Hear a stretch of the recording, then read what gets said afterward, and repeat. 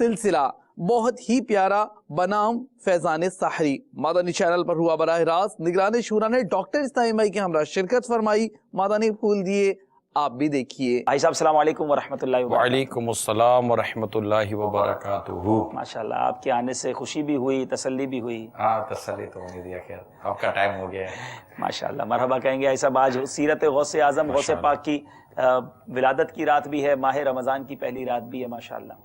الحمدللہ عز و جل، اللہ کی کروڑ رحمت ہے کہ ہمیں رمضان المبارک نصیب ہو گئے۔ ہم روزانہ کسی نہ کسی طبی معاملے پر ڈسکس کریں گے، میڈیکلی پوائنٹ آف ویو پر۔ اب جیسے شرعی مسائل روزے کے حوالے چل رہے تھے، تو ہم آج ڈاکٹر صاحب سے کچھ یہ معلومات حاصل کریں گے کہ روزے کے میڈیکلی بینیفٹس کیا ہیں۔ اب یہ کلینکل ریسرچ کنڈکٹ کی گئی تھی۔ روزے میں بندہ حالانکہ چونکہ کچھ کھا پی نہیں رہا ہوتا ہے، قوت مدافعت بہت بڑھ جاتی ہے۔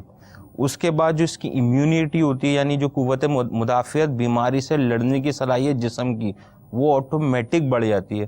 اس کے بعد روزہ رکھنے سے اس کے بعد وہ بیماریاں، ایک بیماریوں کی لسٹ ہوتی ہے، آٹو امیون ڈیزیز کہلاتی ہیں، جو قوت مدافعت کم ہونے کی وجہ سے ہوتی ہیں۔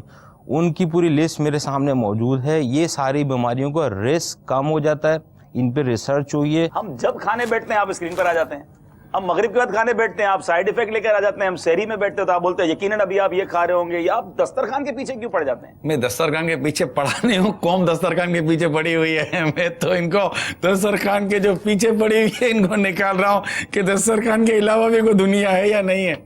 یہ ماہ رمضان میں کھانے پینے کا حساب نہیں ہوتا رمضان میں، آپ کھانے پینے کو پھر نہیں، آپ دیکھیں یہ 7 گھنٹے 7.5 8 گھنٹے کا ڈیوریشن رہ گیا ہے ہمارا 2 ٹائم کے کھانے کا۔ اس پہ 2 ٹائم کھاتا کون ہے؟